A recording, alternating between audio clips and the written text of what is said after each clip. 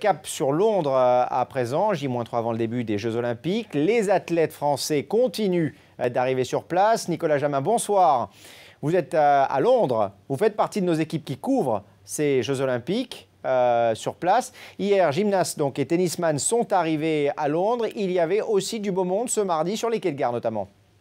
Exactement, deux équipes de France qui en général rapportent énormément de médailles à la délégation française olympique. D'abord à 12h01, très précisément en gare de Saint-Pancras. Sur le quai sont arrivés les nageurs et nageuses françaises emmenés par leurs stars, notamment Yannick Agnel, Alain Bernard, on les connaît, et surtout Laure Manodou qui n'a pas voulu s'éterniser sur le quai de la gare de Saint-Pancras avant cette équipe de France de natation de faire un premier plongeon dans la piscine olympique histoire de prendre les premiers repères. Et puis 5 heures plus tard, une délégation très attendue également, l'équipe de France d'escrime emmenée par la très symbolique Laura Flessel, évidemment, qui à 40 ans va vivre ses 5e Jeux Olympiques, elle qui sera ce vendredi pour la cérémonie d'ouverture, la porte-drapeau de l'équipe de France olympique. Elle avait sur le quai de la gare ses ongles des pieds et des mains peints aux couleurs de la France, bleu, blanc, rouge. Elle a accepté de nous répondre et notamment à Rodolphe Massé. Écoutez-la.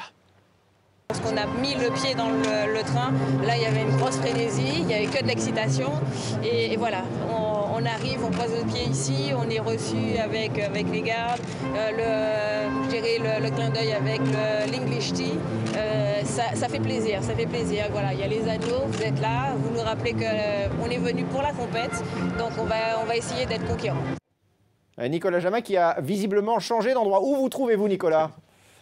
Dans un petit coin de France, Thomas, en réalité, mais au cœur de Londres, bien sûr. Ça s'appelle le Club France. C'est ici que pendant 15 jours, pendant toute la durée de ces Jeux Olympiques en Angleterre, que les athlètes français vont se succéder après leur journée de compétition pour nous faire partager à nous, l'ensemble des journalistes français, leur déception, mais on espère surtout leur joie. Ils se succéderont notamment sur cette scène. Les locaux d'RMC sont ici, mais également BFM TV sera ici en direct pendant 15 jours pour vous faire vivre au plus près, au plus proche, les joies, comme on le disait à l'instant, tous les athlètes français, les 333 athlètes français qui, on l'espère, vont nous faire vibrer dans ces Jeux Olympiques de Londres.